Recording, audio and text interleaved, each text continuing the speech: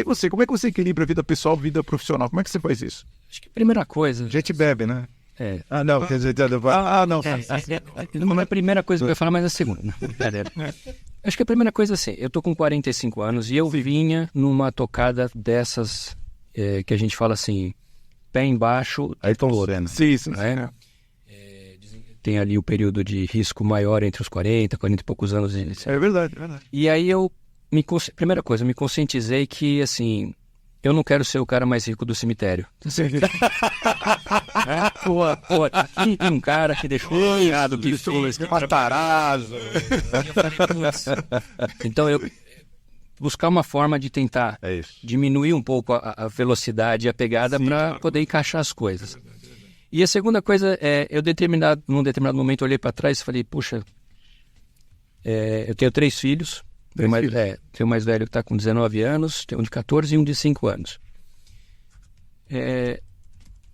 Quando você olha para trás, você fala assim, o que é esse cara que está deitado na minha cama ali, né? Com esse tamanho todo, assim, pesando aqui. Cadê meu tênis que está aqui? Estou usando meu tênis, né?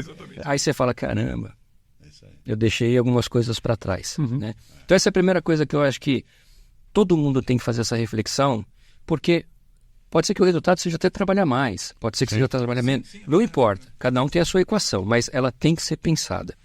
E o segundo ponto é hobby. Você tem que ter uma válvula. Puta, com certeza. Você tem, é música, é moto, é vela. É podcast. Aquilo que você tem que ter, aquilo que você fala assim, eu vou gastar um tempo, eu vou investir um tempo, eu vou investir dinheiro que tiver ali... Porque naquele momento é reconstrução. É como na academia. Tem gente que acha que se eu for na academia todos os dias e treinar 2 horas... Não, peraí. Nem o seu músculo foi feito para ser dessa forma. Ele precisa do tempo de recuperação. Ele precisa... Então, é uma máquina, né? Mente e corpo, que você tem que equilibrar. Funciona e sintonizar. Então, eu acho que... E a família, sem dúvida nenhuma, é o grande suporte. Né? Quando você tem as grandes decisões, é para dentro de casa que você olha e fala, e aí? Vamos ou não vamos? Exatamente. Né? Exatamente. Você vai poder engatar a terceira, a quarta. Senão... E se você quer saber, eu hoje me sinto muito mais produtivo, mais target, mais focado do que antes. Você tem tanta ferramenta hoje, tem tanto recurso tecnológico, né? Que foi feito para você ter esses tempos. Pô. A gente tem que parar de ter essa mentalidade, eu tenho isso aqui que eu consigo trabalhar mais.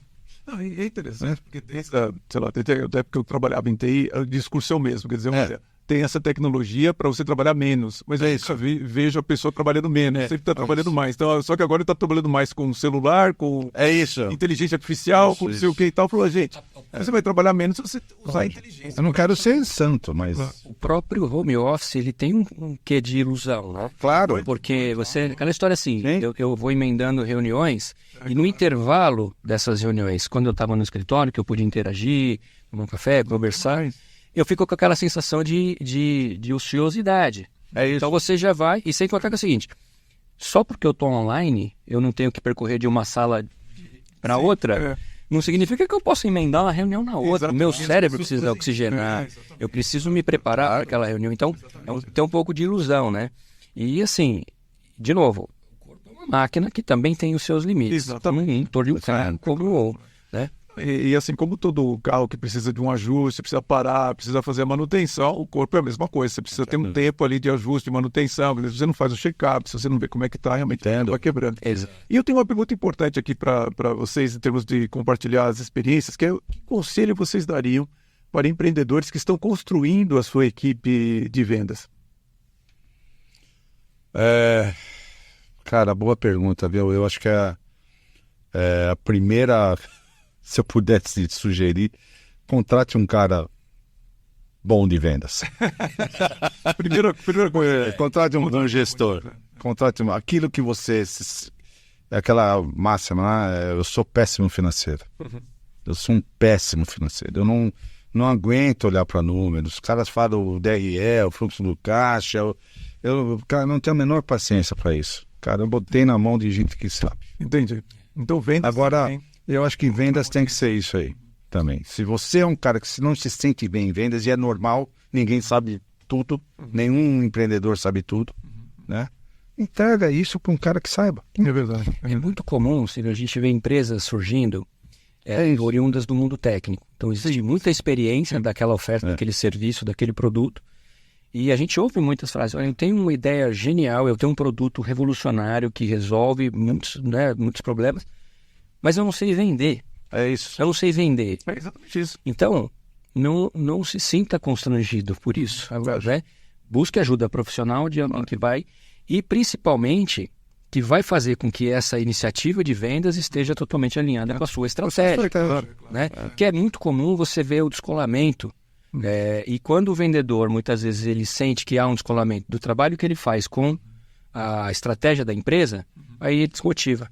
Aí ele vira um peso, aí vira uma bola de neve. Né? Então, desenvolva a sua habilidade e aquilo que te fez empreender, que te convenceu de colocar no ar uma ideia e materializar aquela ideia. E se você entender que a conexão comercial, a valorização do seu produto é uma dificuldade, busca uma consultoria. Claro, né? Claro. E o final é muito triste, porque às vezes, por não saber vender, eu acabo me desesperando, desvalorizo o meu produto, entro numa briga de preço, não consigo vender o valor do meu produto, e aí a morte está fadada ali, né? O fim está determinado. Olha, a Pipe, ela já tem uns 10 anos, né? Nós temos clientes nacionais, temos clientes multinacionais que vêm para o Brasil querendo testar modelos de negócios novos, a gente apoia isso. E é engraçado como a gente vê o empresariado brasileiro nessa parte. Por quê? Quando entra em crise, o mercado dá uma crise, então, a primeira coisa que eles fazem é cortar a área de vendas. É verdade. Eles veem vendas como um custo. Aí você pega o pessoal lá de fora, é totalmente diferente. Quando dá uma crise, é onde que eles vão, olha, será que a gente dá para... Pô, a grana está curta, mas como é que dá para a gente ajeitar isso aqui, para a gente poder cobrir essa situação? Entendi. Então, a preocupação em vendas é muito maior. Entendi. Até porque é no momento de crise que as oportunidades e os espaços... Sim, a gente fala muito, né? Tem os jargões, olha, na crise, crie e tal. Só que é o seguinte, há espaços que são criados na crise. Porque às vezes você tem a empresa que ela vai se desenvolvendo, porque na fartura ela pode se dar o luxo de não controlar algumas coisas. É isso. Quando chega o momento, né, escasso, às vezes o concorrente tem que parar e ficar olhando naquilo que ele não fez a lição de casa. É verdade. É isso. É verdade. É ali que eu tenho que estar preparado. Porque se eu não tiver com a minha área de vendas fortalecida ali, Você não vai nem ver. eu não vou ver. E mesmo que veja, eu não vou conseguir ir na direção. E aí o que acontece? O cara espera até agosto, contrata 15 negros e quer que faça a meta do ano em novembro. E chega em janeiro, demite. E janeiro tudo de novo. Você já fica um ciclo vicioso. Uso de insucesso. É empresas. de voo de galinha. Grandes empresas, inclusive multinacionais. Eu percebo isso no Brasil, acontece muito. E quero só reforçar o que eles estão falando, é justamente por conta disso. Quando um empreendedor, às vezes, ele monta o seu negócio, ele acaba montando naquela área que ele conhece. Então, por exemplo, o engenheiro, ele está preocupado com o produto, o cara da área financeira está preocupado com o fluxo de caixa e com como que vai fazer as suas tabelas e tudo aquilo lá. E, na verdade, você precisa vender. Se você parar para pensar, é a mesma coisa que um médico, ele se transforma em um médico verdadeiro quando tem um paciente do outro lado. Entende? Da mesma forma, eu vou falar agora da minha área. Muita gente vem conversar comigo sobre mentoria, sobre coaching, e a pessoa fala assim, olha, eu fiz a certificação aqui, fiz a certificação acolá e tudo. Eu falei assim, mas quem está comprando o coaching de você? Enquanto alguém não comprar de você, você não é coaching, você tem que vender. Enquanto você não vender aquilo que você diz que você não é aquilo. Você só é vendedor quando você vende. Exatamente, por isso que eles estão falando, olha, contrata um bom vendedor. Eu quero reforçar, porque de fato muita gente acaba se frustrando porque não consegue vender, porque acha que vender é uma coisa, vendas são simples de serem feitas, e não são. Hoje exige ciência, exige o coração, exige realmente que a pessoa tenha os instrumentos para fazer uma boa venda. É isso.